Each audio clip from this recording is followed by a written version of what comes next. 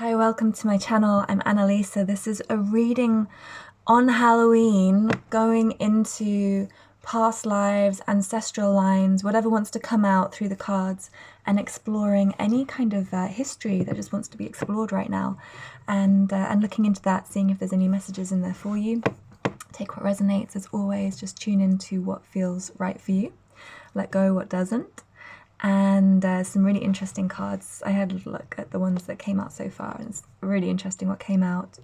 And yeah, I'll go into that more in the reading, but I've got 3 piles for you to choose from. Number 1, this is the a stone from Merlin's cave in Tintagel, which is one of my favourite beautiful magical places in Cornwall in the UK. And this is from my other really favourite magical place, Pistyll Rhaeadr in Wales, which is a beautiful waterfall in the mountains in Wales, stunning place, and another druidic pilgrimage site. And then this stone is from Egypt. I picked this up near the Step Pyramid, and again, you know, amazing, powerful, magical sites. These are all like magical, powerful sites I visited, and it's one of my passions, is really going to these places. And so we have Cornwall, Wales, and Egypt.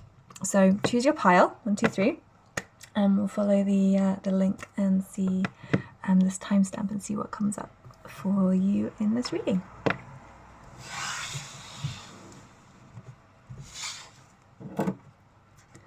Okay, so group number 1. Before I share these are particular ancient civilizations that have come up for you in this reading. Before I do that, I want you to look at the cards. First of all, I want you to just focus on the colors and just see if there's one of the cards in particular you're drawn to. Just from the colors, just what you're drawn to that you like. Just note that.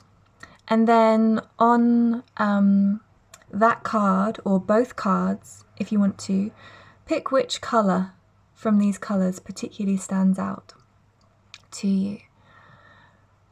Which one you're really drawn to, which one just feels like it vibrates in your being as you look at it. You feel that kind of resonance with it from within you.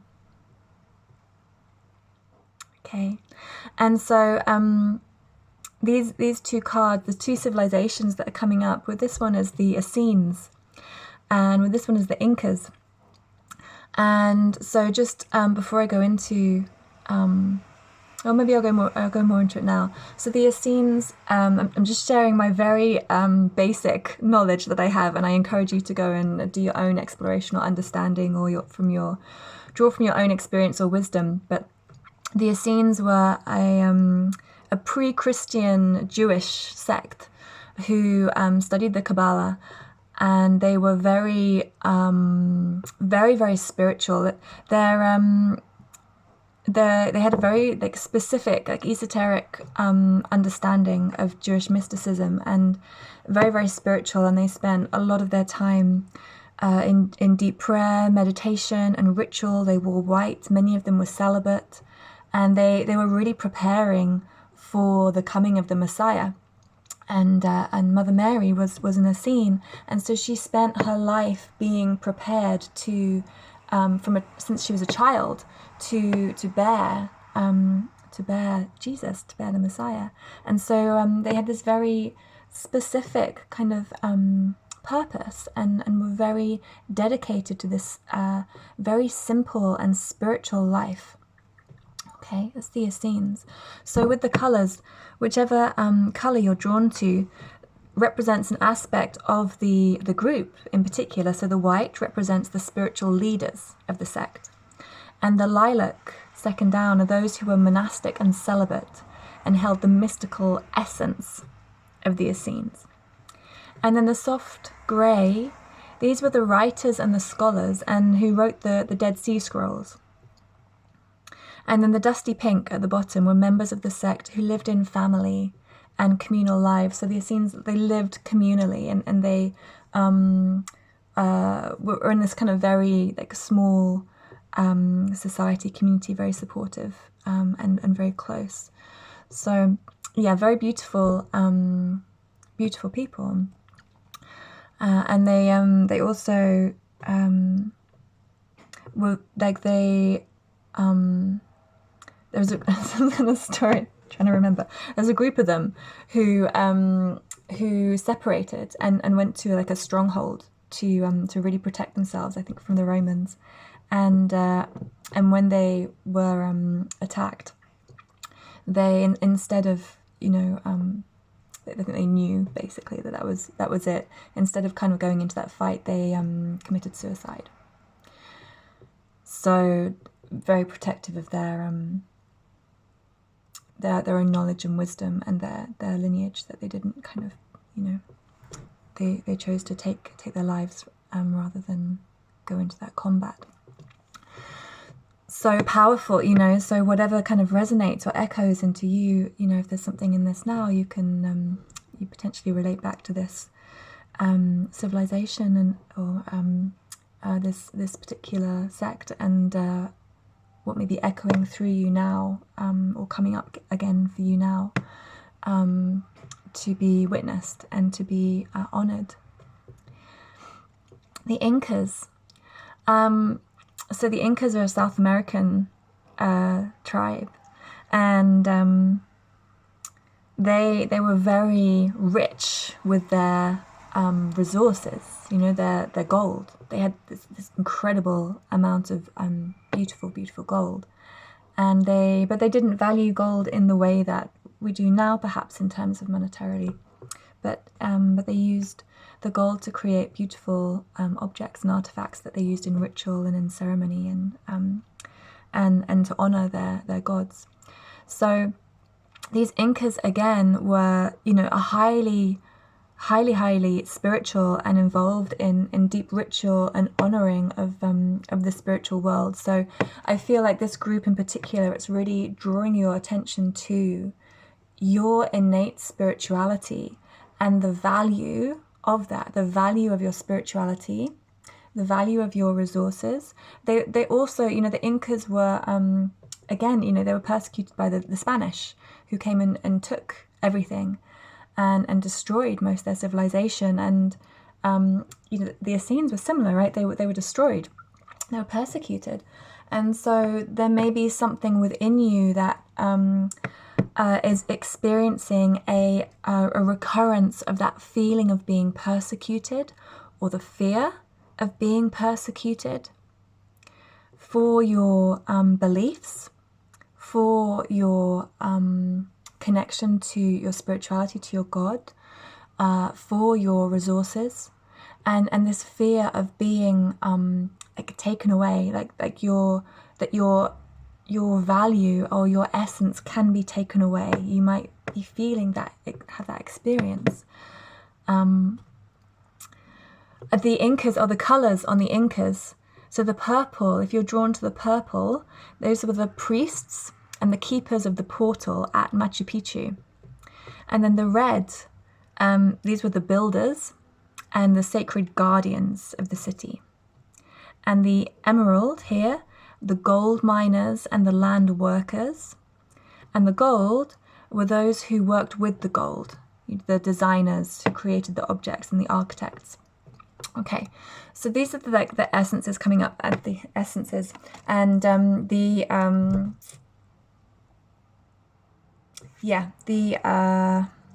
themes that can be coming up. Okay, so going deeper with this, you won't believe this. I wish I had been shuffling, like picked these cards live, because I picked, or I like shuffled, you know, picked one card from this, which is a sacred sites deck, and it's got sites from all over the world and all sorts of different ones.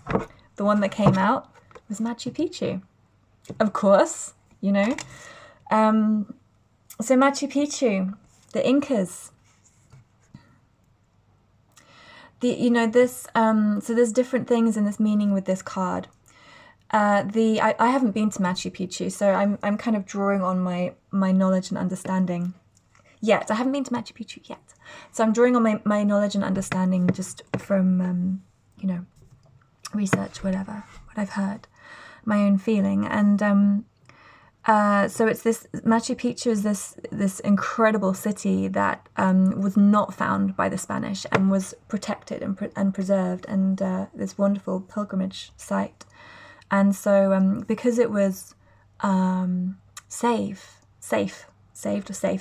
it was the connection with the spirit world and with the ancestors is still intact, right? Because when the temples and things got destroyed, they believed that the connection was lessened. But Machu Picchu still holds this beautiful energy, and so it's really about keeping intact that memory of the ancestors, and of this could be of your family lineage. I think with this group, we had the father come up as well. So this may connect specifically to your paternal line in your family, whether it's your father, your mother's father, your father's father, you know, this kind of the male lines that come through to you. You may have a particular connection to these groups or to these places. And Machu Picchu is about or part of it is about this honoring of the ancestors, and really holding true to that, and giving thanks for them, being aware of the kind of patterns, the skills, like what you've been gifted by your ancestors, their wisdom, their knowledge, their skills that have been passed down to you, that you hold and you can use right now and in your life. It also, the Machu Picchu represents the journey to this journey up the mountain, this journey to our vision, our destination. And it's a reminder that when we choose a particular vision or destination, for example, we want to climb this mountain, and we're at the bottom, we're like, wow, look at this mountain, I'm going to climb it, I'm going to get to the top, and like I've got on my kit and I'm ready and I feel fit or whatever, like I'm going to do this. And we start off with this kind of powerful motivation, and we're going and we go and we go and we go. And then when we get halfway up the mountain, you know, suddenly we can't see the top. You know, you kind of get lost in the, like, can't quite see where you are.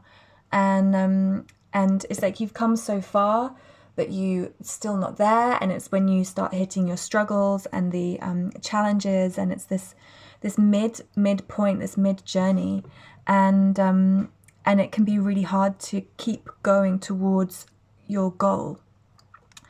And the reminder right now with this card is that just one step at a time, like you get to the top by just keeping going, one step at a time, even if, you know, you have to crawl. It's that quote, if you can't run, walk, if you can't walk, crawl, or whatever it is, like you just keep finding a way to move forward, keep going forward until you reach your destination, and really, you know, keep that faith, keep that vision, and keep looking forward, because you have huge potential, right? The other message with this is that you have, let me show you the card we have up here. I can't remember its name, but it's like a mask of a sun god, the face of a sun god.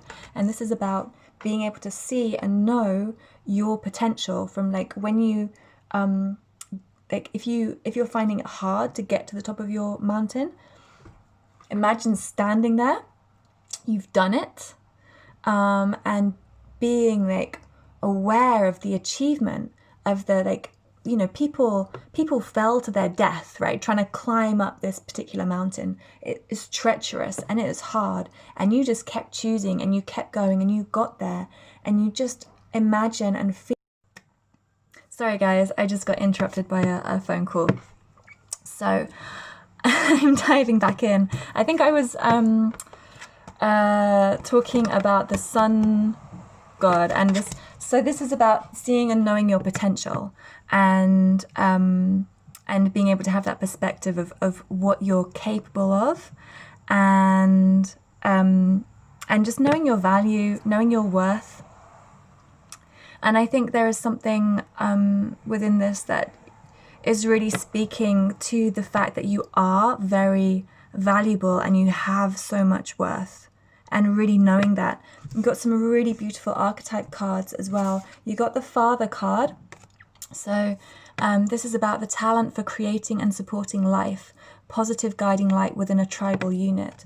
So having this capacity for leadership, this capacity to care and guide for others, and to have this really positive authority to make really good choices, and to really honor that within yourself, within your own knowing that you have this real, like, you have you can use authority in a really good way. Okay, you also have 2 of the child cards, child eternal and child magical. Again, really, really beautiful. And this is about the ability to be with that spirit of playfulness and that spirit of youthfulness that finds wonder and finds magic in every situation, and your capacity to really do that, and to know that everything that comes to you is another opportunity to explore life and understand yourself and understand your journey and who you are and what you're about. The child magical also, this is about, again, about potential, seeing potential in things and knowing potential, and really being able to like grasp that and work with that and to kind of pull that into being. It's like combined with the Father card, it's like you have the ability to draw out the potential in something, or to guide something from potential into reality. And this again is about this capacity and this ability to believe in the top of your mountain, in being able to achieve anything, and be able to get to some goal that seems impossible or seems difficult, and that you have the capacity to do that. Okay.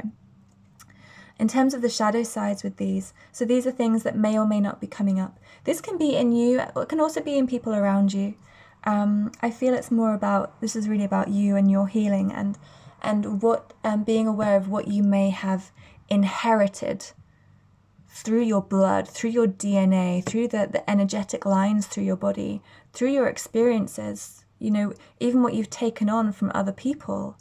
Maybe you've been, you know, involved with other people or taken on some kind of attributes, and it's about understanding the kind of balance and the learning and the wisdom in that. Because the shadow side of the Father is controlling it in a kind of dictatorial way. So, you know, without really consideration for the impact on others, and without listening. You know, it's just like doing without listening, and using that authority in a way that is detrimental. Okay. The shadow side of the child eternal is not wanting to take responsibility. So, you know, there can be this flip side of wanting to control but not take responsibility for that control. And this can, with the child magical, this can lead to the disbelief in your miracles. It's when you don't believe it's possible, when you feel like you want to give up, you feel like depressed. And that, you know, there's no point taking action, there's no point doing something, and you lose this idea of wonder and magic in your life. So those could be things that come up in your shadow or in your experiences. It's also obviously this relationship between the child and the Father, and maybe some healing in that relationship, either maybe if you're a father with your own child, with your own father in your life, or someone who has been a father figure to you, and the you know, the importance of realizing that there are many ways that these kind of healings can take place, and you can heal those relationships in really beautiful and different ways, and you don't need to do it with the person. For example, if you have some kind of history or something with your father who is maybe passed away or you don't want to speak to, then you can call in the soul or the spirit of that person and have a conversation with them, say everything to them that you want to say. You can do this in ceremony, like light a candle. Halloween is a really good time to do this because the spirit realm is open up, and I know the focus is all on the scary side, but it's it's not just that. It's like we can connect to the angels more clearly. We can connect to the and any kind of spirit or being in a more deep and profound way. So you can create some kind of ritual and call in the soul of a person and have a dialogue with them and share what you want to share with them, and state the intention, why you're sharing it, what you want to achieve, what you want the outcome to be, and share all of that with the person. And then you can go into meditation and you can sit and you can listen and just see if you can feel a response from that person. If there's something you want to tell them, you want to share with them, or you feel like you want to release something. Okay. So especially this can be, with I was talking about the Incas and the Essenes both as being civilizations that have had this kind of persecution. So you could also be just feeling the effect of authority and control in the world generally, in the patriarchy and how our society has developed to be this male-led civilization where the white male has been put on the pedestal, and what that means to you, and witnessing that in your environment and in the world around you. How that makes you feel, how you feel about authority. What is your relationship to authority? What do you believe is a healthy way to lead, or a healthy way? Like what do you admire? Who do you admire? Like, or what do you admire in the qualities of people who can take that, whether they're male or female, but who can take that role of a leader? What is it? What is it that you really like? And then you can embody that yourself. Okay, I'm just going to get a few oracle cards. If there's anything else that wants to come up with this group.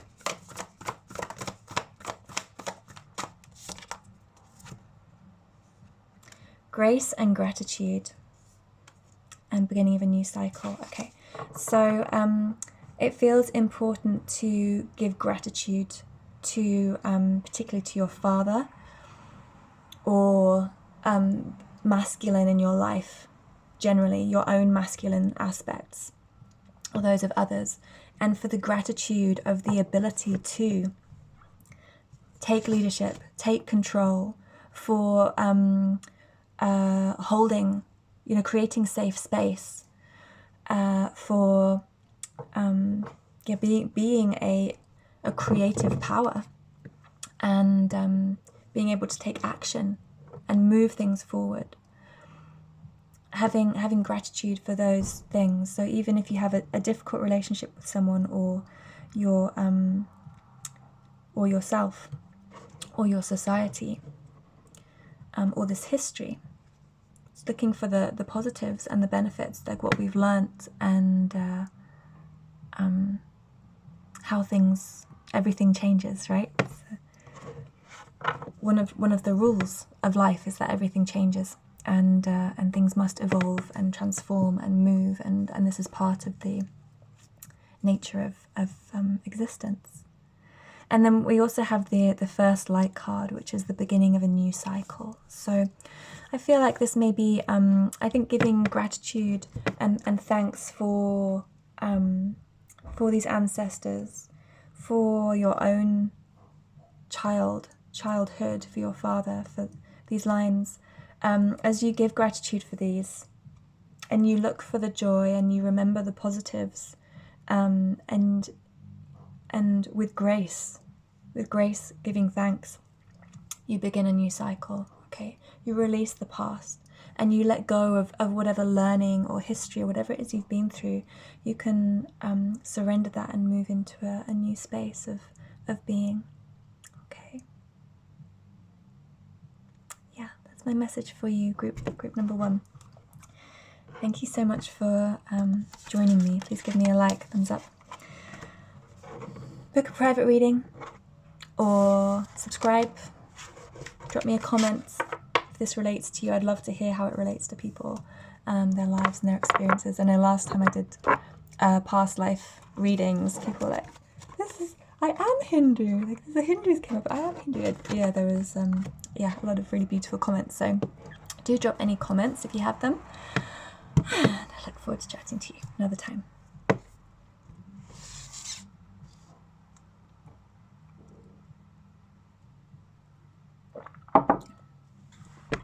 Hi, group number 2, my Welsh Druids. Thank you for being here. Okay, how I begin these readings is these 2 cards. I want you, before I start doing the reading, just to look at the 2 cards and the colours, and just see if there's one card in particular that you're drawn to. This is just going to give you some of your own personal insight. They're different civilizations, so just see if there's one you're drawn to, or both is fine. And then when you look at the particular cards, if there's a one colour that really stands out on each card, or just one of the cards, which colour you're really drawn to, that you feel resonates in your body as you look at it. Okay. And I'm gonna start talking about the past lives now. So this card, this is the Kahuna Indians, which are in Hawaii. And they, I think, my understanding, do your own research, because my understanding is very simple. I'm just using very simple understanding for this, is that they came from Atlantis. And they brought with them some incredible tools and knowledge and mystical wisdom. And they were able to do all sorts of feats, like walking on fire, walking on nails. They could use incredible telepathy and psychometry. They had all sorts of very incredible knowledge that they used, okay? If you look at the colours, which colour you're drawn to from these, so the lilac, that represents those who brought the sacred knowledge from Atlantis, who had that knowledge, okay? This green here are those who enjoyed a happy life and believed in the brotherhood of all. So they're a very simple race, and yeah, believed in this real connection with nature and others. The yellow are those who practice the Huna psychic feats and use the Huna teachings in a practical way. Okay, so they didn't just use these for entertainment, they used them to really create their society. And then the turquoise at the bottom are those who passed on the spiritual teachings and those who connected spiritually to the dolphins. Okay. This card, I like these 2 coming up together because this one is the ancient Greeks. And the first thing that came to me was like the sea, like this beautiful, clear, sparkling sea. And the islands, of course, the beaches, and just the absolute like heaven on earth experience of these places, the absolute paradise. I haven't been to Hawaii. I've been to Greece, and it's just, you know, parts of it are just stunning, and it's like I don't know, you know, when you just go somewhere really magical. I love going to these sacred places, and so the ancient Greeks, the main message that comes with this card in particular, because obviously the ancient Greeks are a huge civilization with so much, you know, going on, but it's really their talent and their skill. Like, they're very, very talented people who went through all sorts of deep mystery schools and learning and thought schools and wisdom and knowledge, really wisdom, like this insight and this knowing. And it's the same with the Indians. They were carrying this wisdom and knowing and insight. So that's what I feel as the main message for this group, is this this deep connection to your own wisdom, your own knowing. And this is what's coming through from your ancestors. This is what's coming through your energetic lines, your DNA, in your blood, in your bones.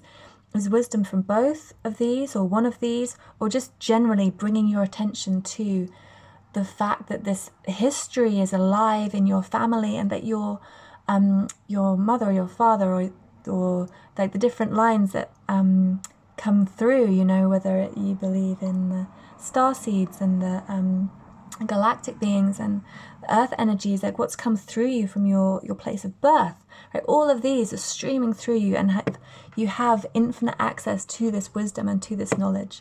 It's there, it's in the ether, and you can just reach out and grab it if you want to. So it's a reminder that you have this.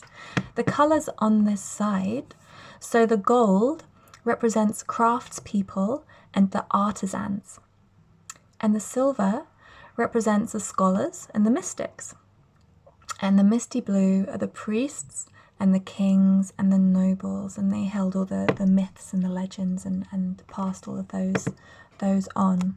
Okay, so these are the main energies that want to come through. Then also have some archetype cards and sacred site. Okay, so what also came through? The liberator. Okay, and I immediately get the sense of that, the wisdom and the knowledge is liberation, and the truth will set you free, and that you have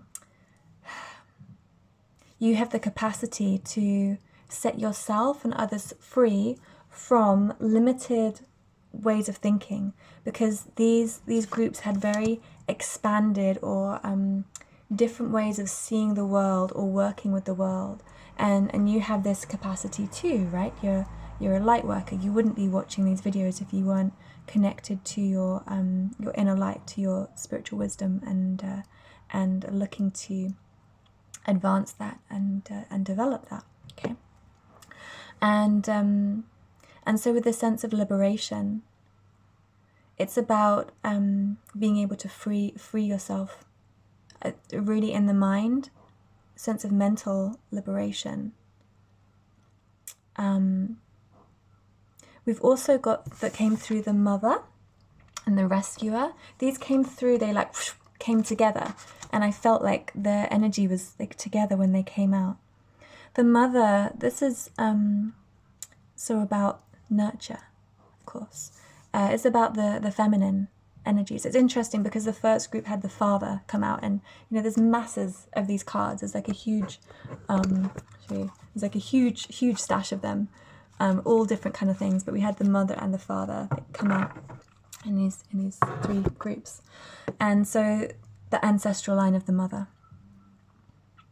what the mother represents collectively: nurture, patience, unconditional love, the joy of creation, of giving birth to something, of giving something life, of being able to really have deep compassion and holding of something. The mother, your own experience of the mother. What your own mother, what was your own mother like? When I describe those qualities, does that reflect? Most of us have a mixed feeling. But we maybe really honour and respect what she did bring. But being aware of where you may have not felt that pure mother, because we have maybe we have this collective idea, right? This collective archetype, collective unconscious, that we create this divine kind of mother, and maybe as we grow older and we look back and we think, I don't think my mother actually always met that standard, but we have to trust that she was doing her best from where she was, and that most mothers, their intention is really, really to nurture and look after their child. You may also have children yourself. You're looking at your own capacity as a mother and your journey in motherhood. It's crazy. It's crazy. And then when you have your own children, the understanding of what it's like to be a parent, and you have more sympathy for your parents. Being a parent is great, isn't it? It's really, really good. And then we have the rescuer. So this came out with the mother, and so this is again someone who I don't know if you can see these cards, but you've got this, this nurturing here, and then this woman with the heart as well, and it's like this, is this desire to hold and to love and to protect and to care, and again it is unconditional love. It's like the ideal is just like giving love with no need for anything in return. And it's something a lot of us strive towards, right? And especially in our relationships. With our children, we often don't have a choice, We might just not get anything in return, and that's, it's kind of thrown in at the deep end with that. But, our romantic relationships or friendships or family, like we often have these expectations and the idea of someone who, liberates and nurtures and can rescue without any expectation. It's like someone who just comes in and just saves us, and it's a very beautiful, beautiful ideal that, all of these cards have their shadow as well. They have their shadow side. So let's look at the shadows. Maybe this is showing up for you or in others around you. With the liberator, imposing your tyranny over those you claim to liberate, ignoring legitimate constraints. Sometimes people need to be held. I used to work in a psychiatric intensive care unit, which is within a mental health hospital. They have particular units where the patients are locked in. They're locked in their room at night. They're locked in the ward. They have a very small space, outdoor space, very small group of people, very controlled, cameras everywhere. Everyone's got alarms on them, and it's a very, very controlled environment. What I learned from working in that environment was those people needed that. Actually, that a lot of them, it gave them a real sense of safety because their internal world was so chaotic that they needed that restraint in order to feel safe.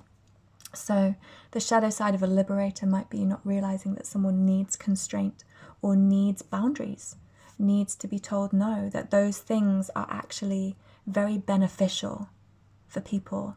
And when we go more into like the shadow side of the mother, smothering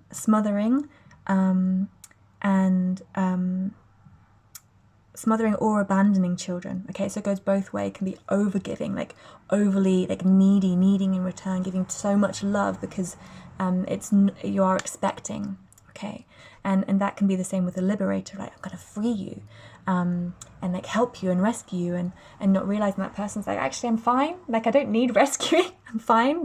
You can just leave me. I can do it on my own. Okay. Similar with a kid can be like, just get away, mum, like, stop kissing me, stop hugging me, like, I don't need any food, okay, I'm fine. And so there's that shadow side of overly giving, and also then instilling guilt when that child does become independent. So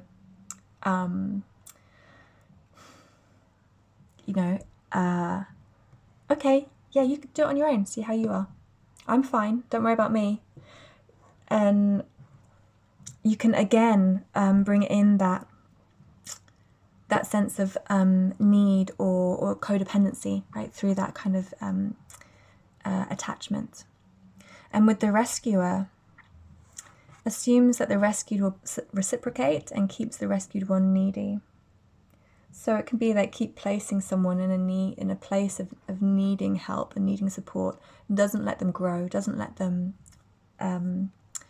face their challenges. It's like when you try to protect someone from life, you know, and we get that as a mother, and we get that as a caregiver, that we want to, like, you know, with my daughter, I know when she was born, I was like, I believe when my daughter was born, I thought she's never going to cry. She won't cry because I'm a really good mum and I'll look after her really well. I'll always make sure she's fed and she's warm and I play with her and she won't need to cry. And she cried.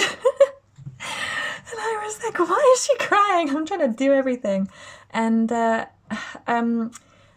you know, it was like, she needs to cry. That's her voice. Like, that's her way of expressing. And it's allowed, right?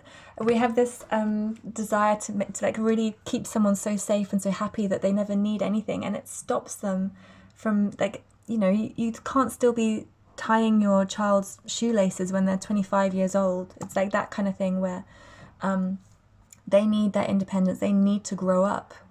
And when we overly mother, overly rescue, trying to always save someone, look after someone, they can never grow up.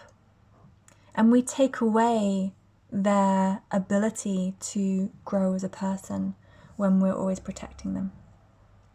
So, yeah. Being aware, that shadow side in you or in others around you. We've got Bighorn, came through as the sacred site.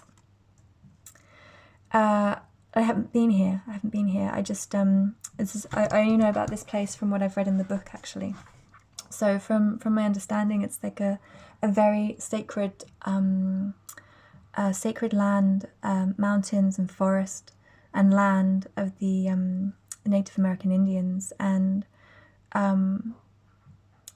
it is a place of many conflicts, and that again, it's this idea of protection. You know,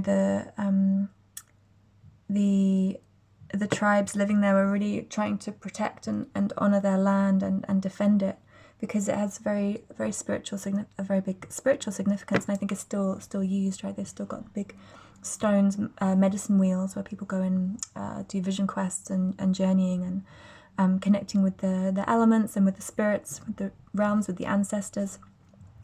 And so it's this very, very sacred place. And this is really about this energy of really honoring and protecting maybe yourself or what you hold sacred. So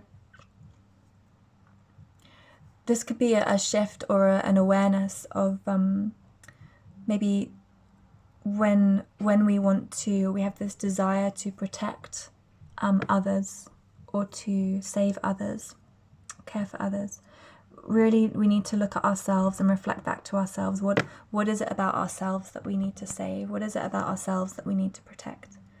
And what are you willing to stand for? What are you willing to fight for? Again, there's I can't remember the name of this guy, but he was stood up for stuff. Sorry, I can't really remember this one very well.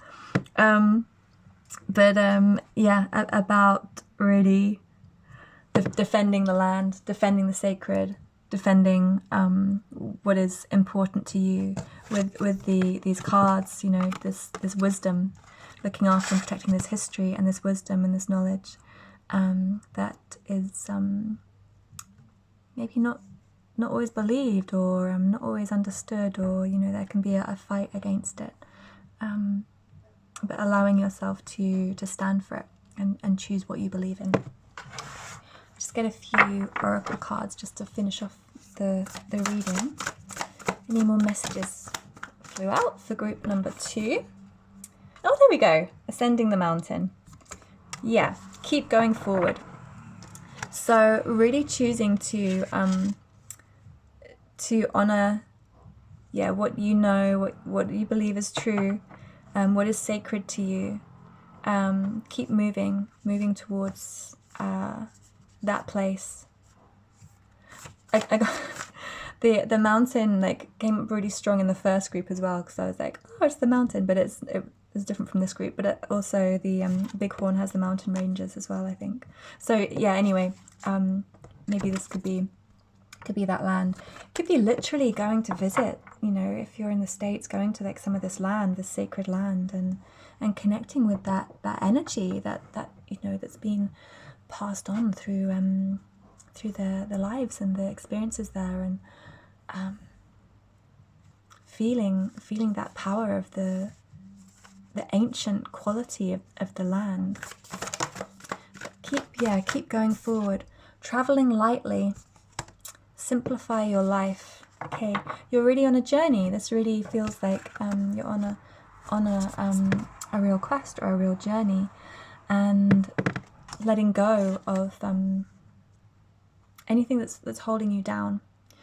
And because sometimes when we're trying to look after and save and recognize and protect or liberate other people, it can drag us down and drag us away from our own purpose and our own journey. So really coming back to the journey that you're on and what you need to do for yourself.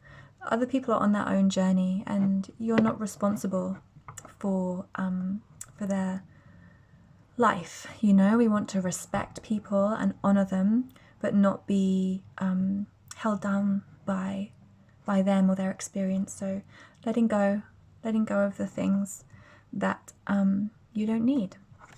You know what you need, and just focusing on that and moving forward with that, one step at a time.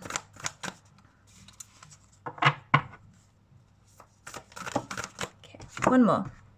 Unknown territory. Right. You are exactly where you need to be. Really just trust, okay? It's more about this stepping into this pathway and on this movement. I feel like the future may feel kind of unknown and a little bit it's like you're looking for the way forward.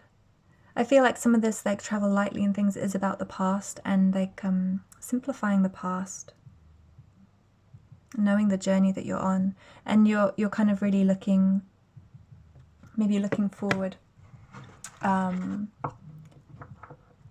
uncertain of the way, and you just need to know that where you are is okay. It's okay to not know exactly the destination or exactly the end point.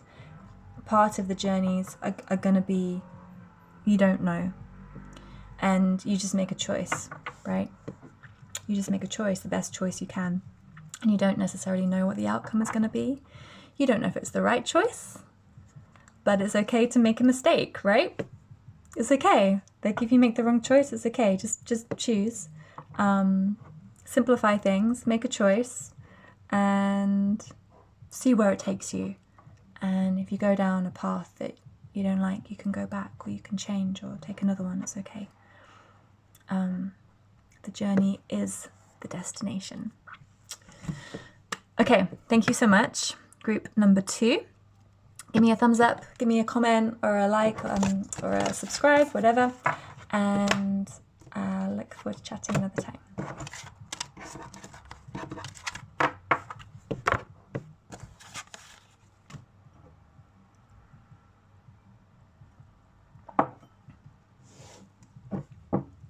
Hello, my beautiful Egyptians.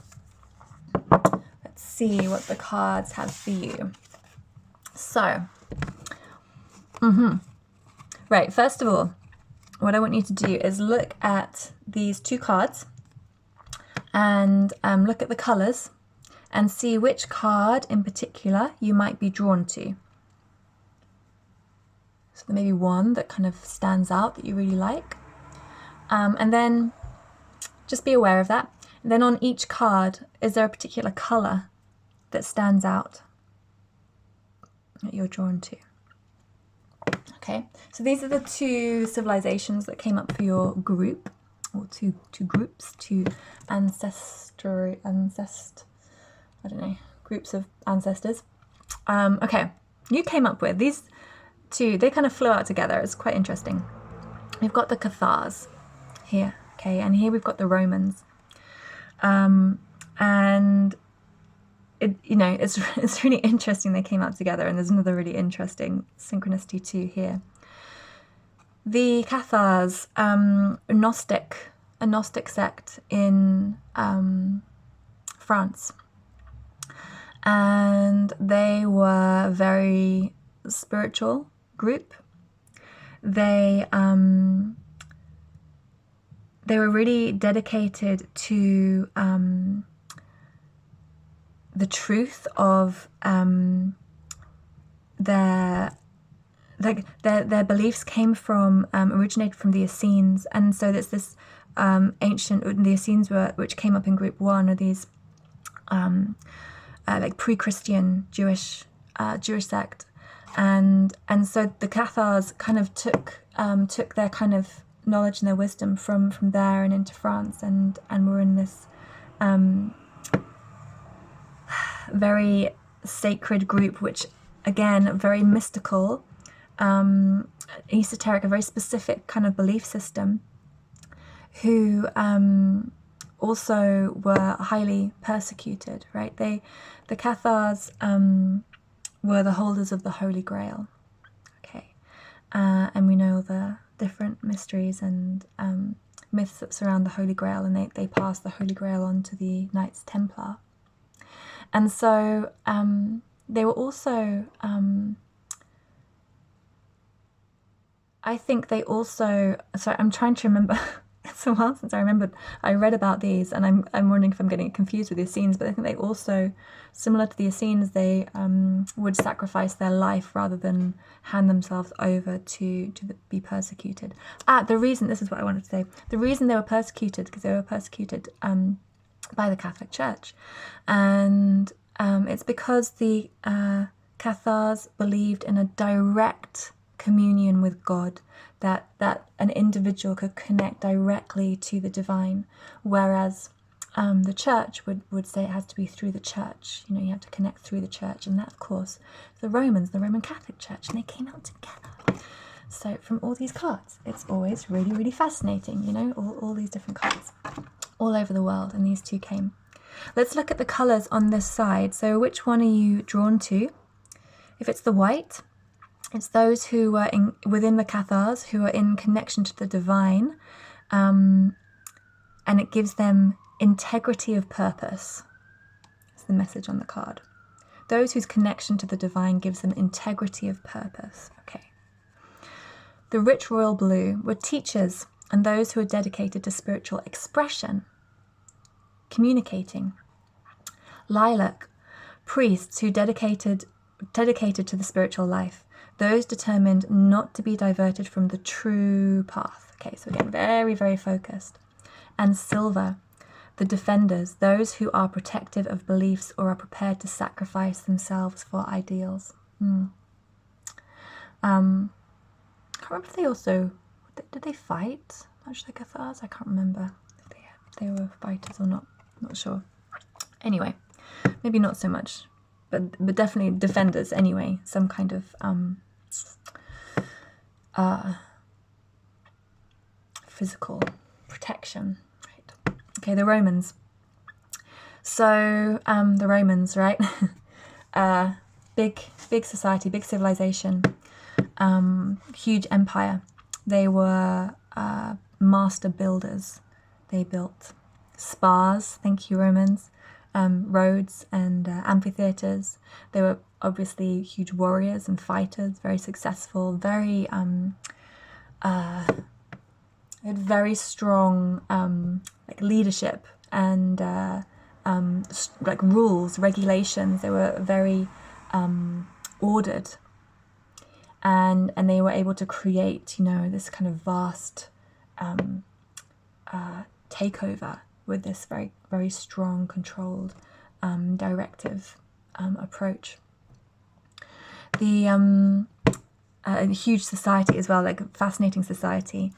And the Romans, so if you look at these colours, if there's ones that, if there is one, sorry group 3, I'm always a bit, like by group 3, I'm just a little bit like wired. Is there a colour that you're drawn to on this card? Let's see, purple with the emperors.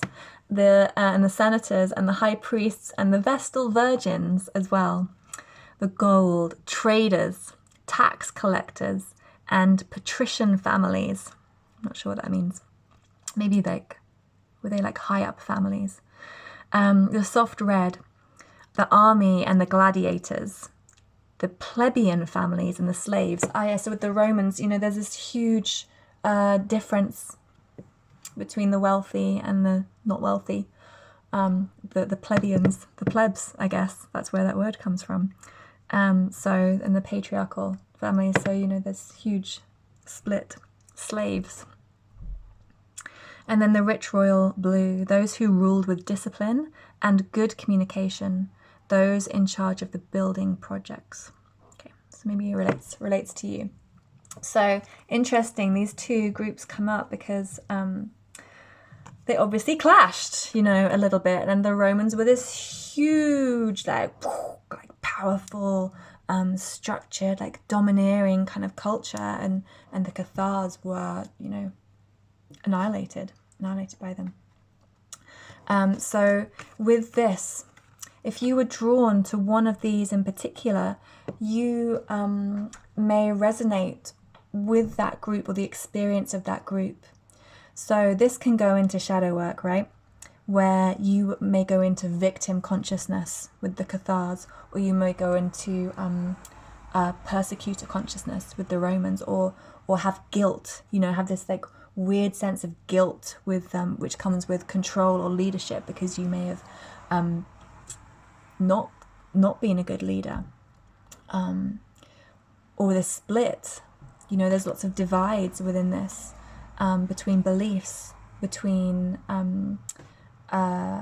class. And with the Romans, there's also the sense of violence and fighting, and the all the horrible watching of deaths in big amphitheaters, and that kind of pleasure in death and that kind of thing. So there might be something in there that it gets a bit lighter, okay? Before you get too worried, it's going to get lighter. Actually, I'm just going to share it now, because I have this other deck. It's a beautiful Sacred Sites Oracle deck, and all these like masses of cards, all these beautiful places all over the world, all these different exotic things. And the one that came out was this place, Baalbek. And Baalbek, I can't remember where it is now, but it's a temple to Bacchus, like the Roman god Bacchus. And if you know Bacchus, he was the god of like fun, okay, and partying, drinking, like the wine. He always has the grapes, right? Because he was like really into his wine, but also sexuality and sexual expression, fun, freedom, and play. And so this temple, they used to just have these like big parties, right? Orgies and just like exploration of like fun and I can't think of the word. Anyway, that stuff. So with this card comes the reflection. When you're in these like states of play and fun and exploration, do you still connect with the divine? Okay, because that's the main essence, is that you don't want to go into debauchery. That's the word I was thinking of, debauchery. You don't want to go into this kind of just, I used to go out drinking a lot and drank a lot of wine or a lot of whatever when I was younger, and had all my like fun and playfulness and that kind of thing. And when I was younger, I was just doing it because I wanted to do it and just to have fun, and that's fine, I was young, whatever. But I think for me, as I've got older, I can still take part in all these different things and do these different things, but I do it with a different intention, or I do it with an intention. I had no intention before other than, to like get drunk or get laid or whatever it was. And so it's like, okay, I can still, like have fun or whatever. But I do it with like a different mindset, where it's for the good of all, where it comes from my heart, where I'm still heart-centered and I can have fun and play and whatever, and and combine these things, right? Because our society has become so polarized in the good and the bad and the yes and the no and this person, that person. It has to be one way or the other. And we're about the integration now, right? We're about the mix, about bringing these things in together, where I don't have to be, the woman was typically cast, you only had two options as a woman. You were either a nun or you were a whore. Okay, this was the choice before. It was like you were spiritual and pure, or and you did good things if you were a good person. Whereas if you wanted to have fun and go and do all this other stuff, you were bad, and then you were a whore. And you were either like one or the other, and there's like no middle ground. And so now we're about this integration where drinking wine can be spiritual, right? An orgy can be spiritual. Like all these different ways of viewing things when we come to it with intention, with integrity, with compassion, when we come into it from a different place and we see these things in new ways. And so it's really interesting coming up with this, with these groups, because there does feel like this split or this divide. And with the cathars, it could be I keep saying cathars because I can think of the word cathartic, right? I don't know if there must be a connection somewhere. Anyway, cathars or Albigensians. I had that term before. But this this where to be spiritual, you don't have to be so pure all the time. I mean, I desperately went into this in this lifetime, where I went into this really deep spiritual life, where I pretty much decided I was going to be a nun, and kind of had to drag myself out of that place, and allow myself this sense of like freedom and play and wildness with my sensuality and sexuality and just my choices in life. And so we're moving out of this thing. So this is all about this integration. So that's what I feel for you. Like whatever resonates from this, the main thing is about being able to integrate these different ideas, that you don't have to be so pure all the time, and you don't, and also to remember to infuse your play and your revelry with heart, with divine knowing, being grounded with that. Okay, so it's bringing these together. We've got the detective. Great powers of observation and intuition, desire to seek out the truth. And then we've got the warrior. Strength, skill, discipline, and toughness of will, heroism, stoicism, and self-sacrifice in conquering the ego. And the priest. Facilitates spiritual commitments, serves as a channel of spiritual energy. Okay, so all these things, like, again, you could see are really different, right? The detective, like going in and uncovering things and like maybe sneaking around or spooky or whatever it is. The warrior, like the fighter, they're like, the brawn and like just doing things, using their body. And the priest is so spiritual and so pure and so like whatever, right? Like these things can feel so different, but they can all be integrated into one person, into one experience. And again, all of these things have two sides, right?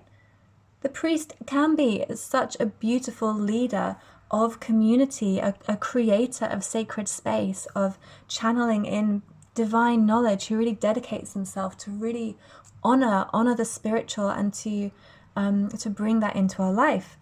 At the same time, violates the trust of your spiritual community, seduced by your own spiritual role, just thinking you are like way better than anyone else just because you have this power. And there is this, there's lots of history of priests not doing good things. And so all of these have both sides. It doesn't mean that they never did good, right? They could have been a wonderful priest for their community and not so good for certain people or other situations. Everything has both sides. The warrior, the shadow side, trading ethical principles for victory at any cost. Indifference to the suffering inflicted on others. This is just wanting to, be the winner. Just want to win. I don't care about anyone else. I don't care how you feel. I don't care what happens. I just want to win. right?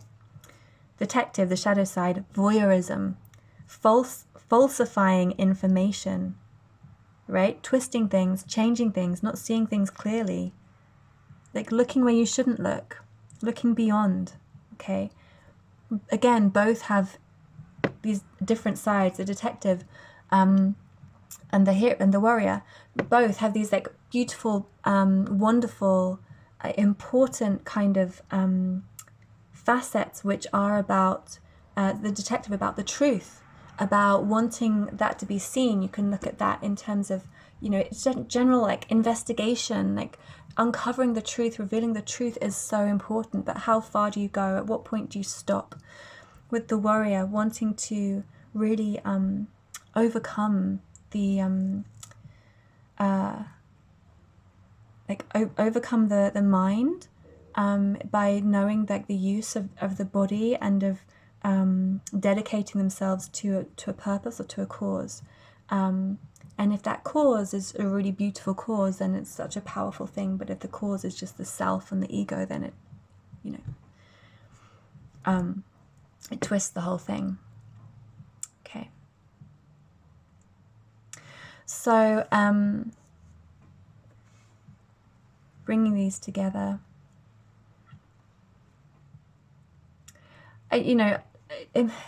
I feel there is a message here, like for you, being your own detective. The Romans really, for me, connects with this warrior energy, and the Cathars with the priest energy. And so for you, really looking at yourself, who are you, you know? Who are you in this life? Or what are you doing? Are you a priest? Are you a warrior? Are you a detective? Like what are you, what is it you're serving? What are your intentions? Why are you serving this reason, this cause? And how do you serve it? Are you balancing these different things within yourself?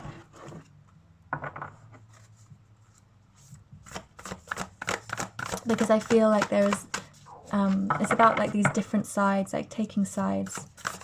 Something that's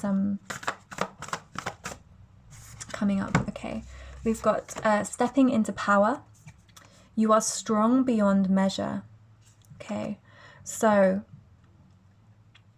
these can be real leaders, you know, the warrior, the priest. All of these, it feels like this strong time for you to really look at your own light. This is like the Hermit card in the tarot, really looking at your own strength and knowing who you are and what you can do and how you can achieve it, and just looking at the intention. The main thing is about it's okay to have fun.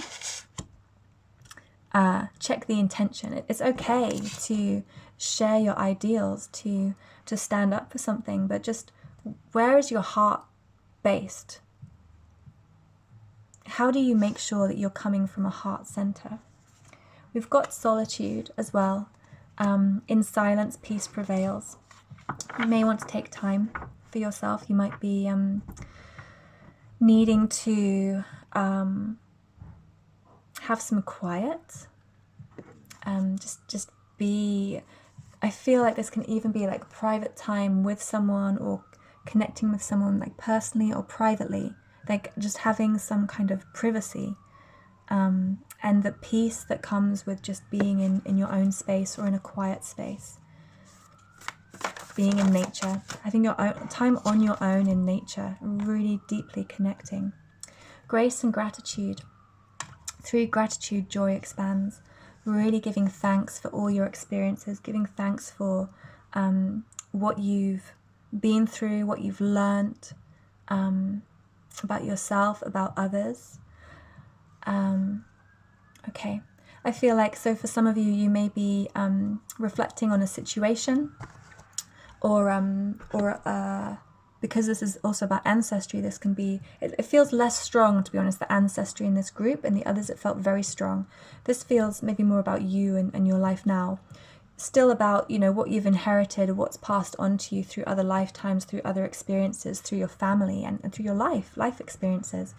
But I feel like there's a strong message here for you about to step into your power is really to stand on your own, and knowing how to stand on your own, because sometimes we always fall back into needing needing connection or needing others or needing something to support us. And right now I feel like your power might be